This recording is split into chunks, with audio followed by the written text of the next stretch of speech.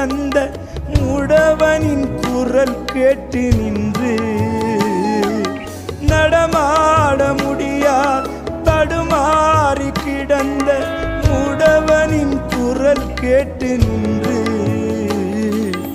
இடம் தேடி வந்து இதயத்தில் நொந்து நடமாட செய்ததாலே உந்தன் கால்களில் தானியோ அரசே, அதுதான் சிலுவையின் பரிசே.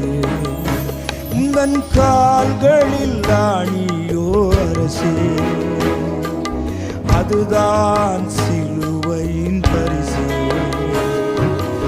உருகாது நெஞ்சம் அவர் தானே தஞ்சம், உனக்காக பலியாக வந்தார்.